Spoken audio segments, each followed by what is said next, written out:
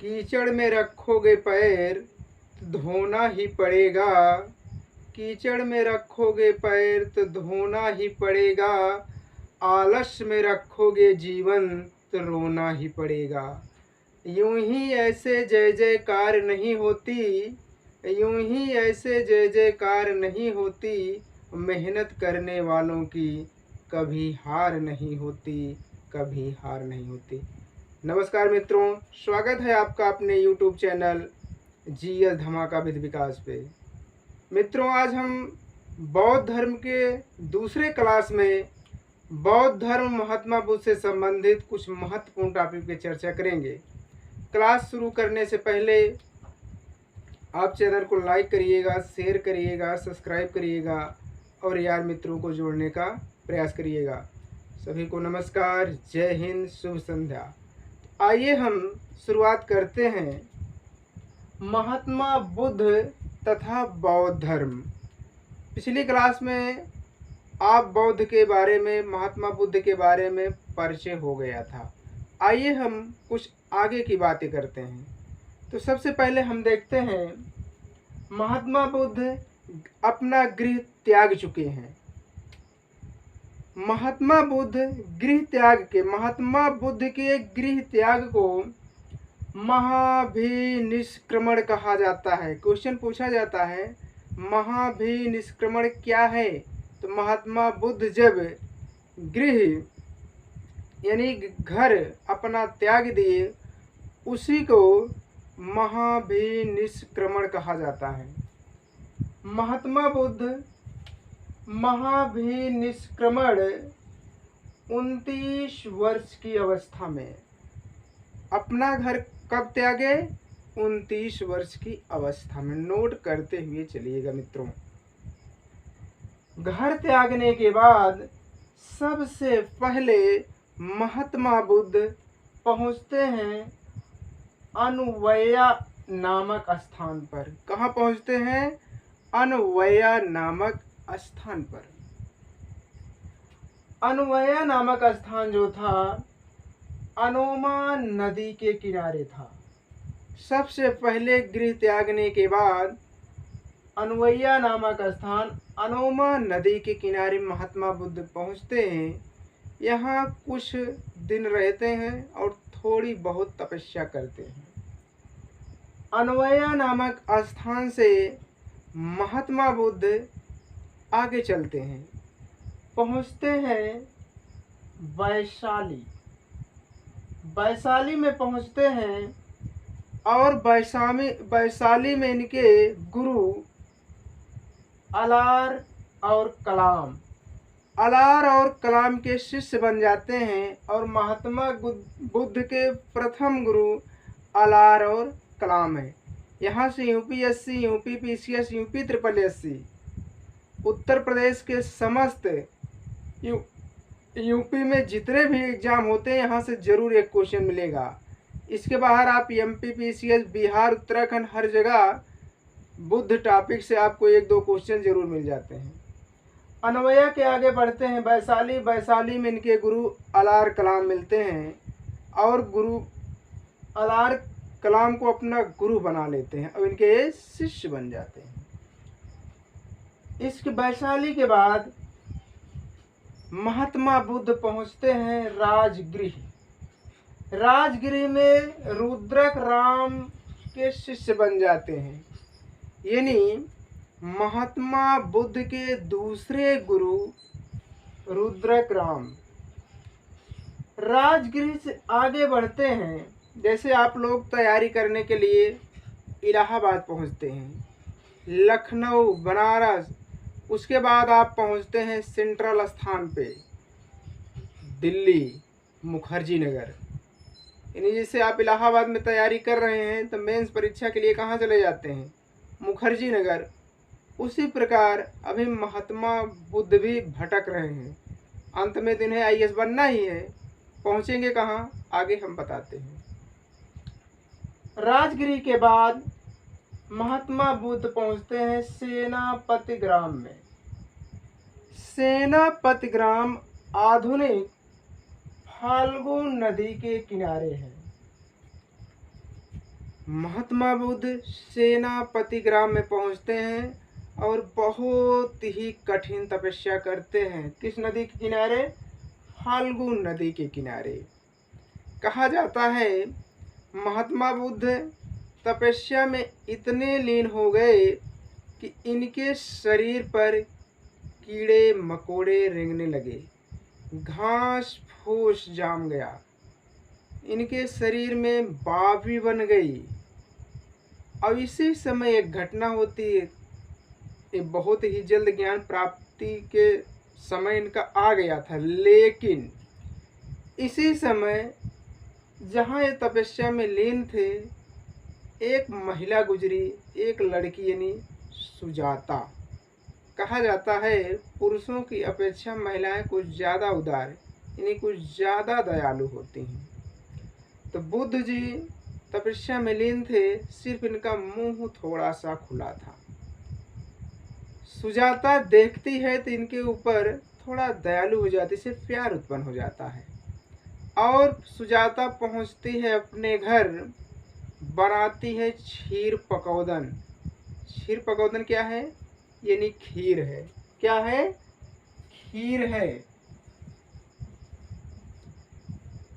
क्षीर पकौदन क्या है? खीर है।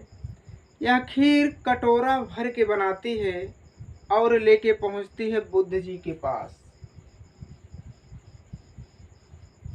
बुद्ध का थोड़ा मुंह खुला था, 2-4 चम्मच मुंह में डालती है तो बुद्ध को थोड़ा होश आता है, थोड़ा चेतन अवस्था में आते हैं और धीरे धीरे पूरी खीर खा जाते हैं। तो इनके शरीर में थोड़ा ऊर्जा हुई।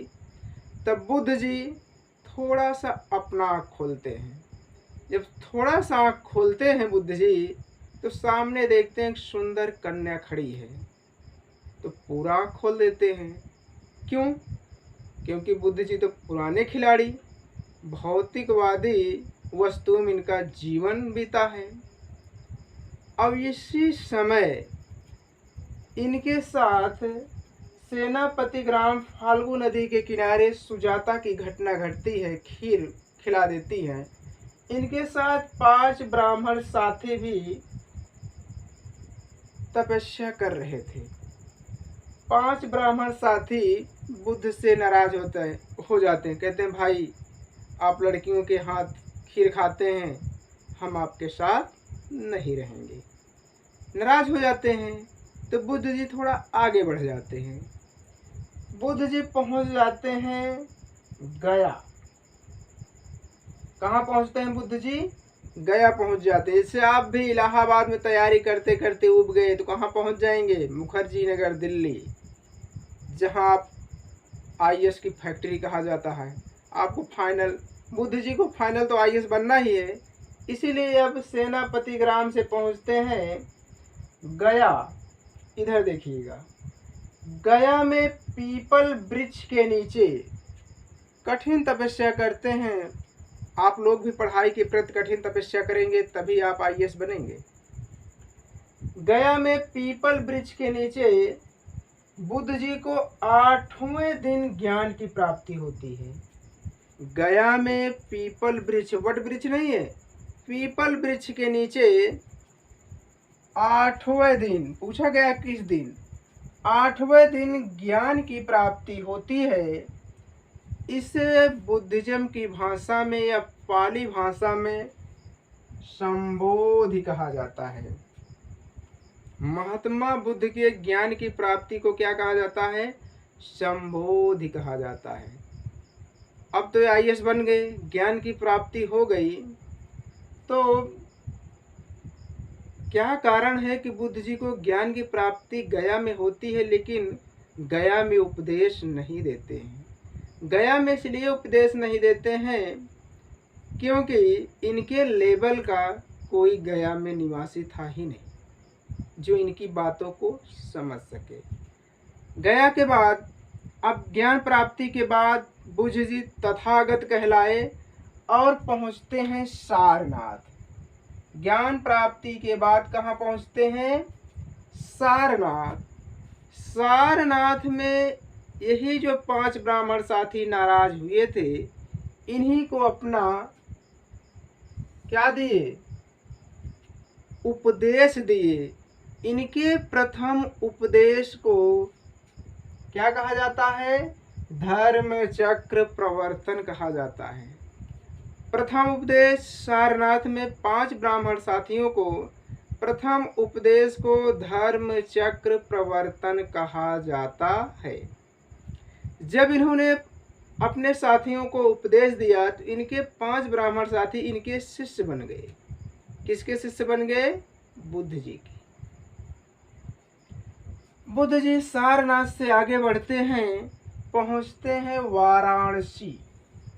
वाराणसी में यश के यहाँ। यश कौन था? एक बहुत बड़ा धनी व्यापारी था।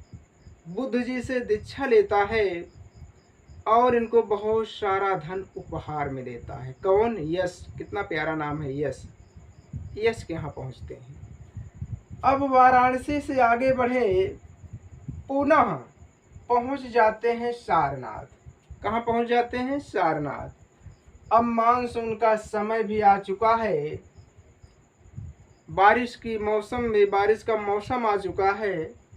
सारनाथ में बुद्ध जी प्रथम वर्षावास किए, यानी प्रथम विश्राम कहाँ करते हैं? तो सारनाथ में।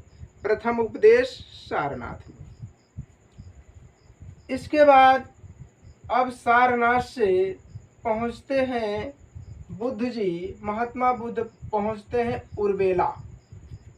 उर्वेला नामक स्थान पे पहुंचते हैं। यहाँ एक बहुत बड़ा धनी व्यापारी है, भद्र। भद्र 30 धनी युवकों का नेता था। भद्र के यहाँ पहुंचते हैं। भद्र भी इनसे दीक्षा लेता है, भद्र को उपदेश देते हैं और भद्र भी इनको उपहार देके विदा कर देता है।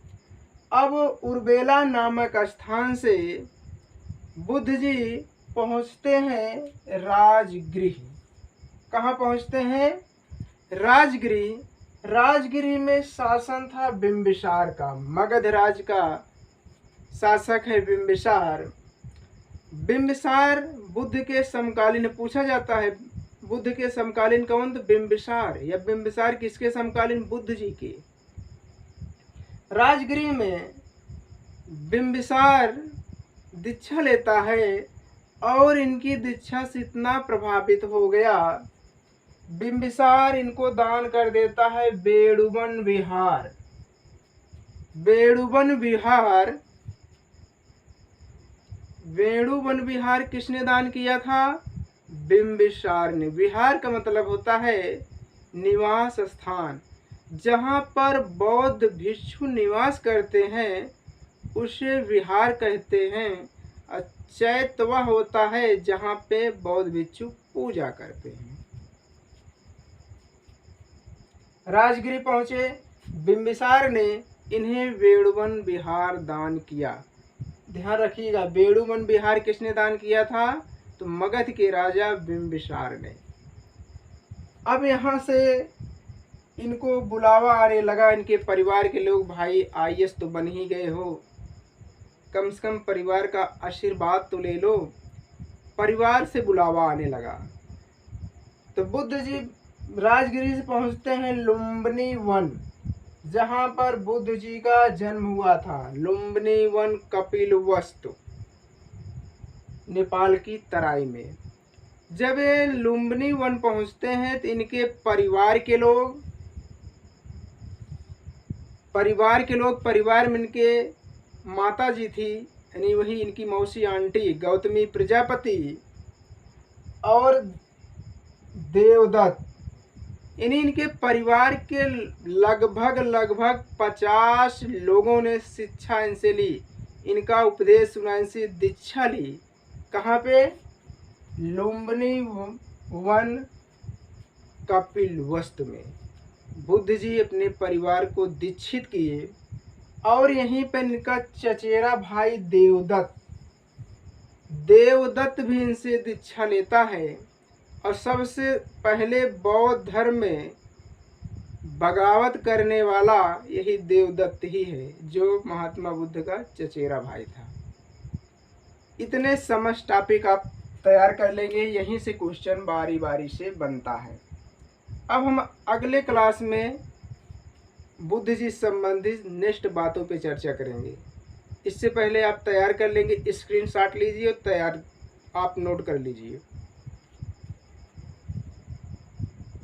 वीडियो कैसा लगा आप कमेंट बॉक्स में बताने का प्रयास करिएगा। वीडियो को लाइक करिए, शेयर करिए, सब्सक्राइब करिए और यार मित्रों को जोड़ने का प्रयास करिए। सभी को नमस्कार, जय हिंद, शुभ संध्या।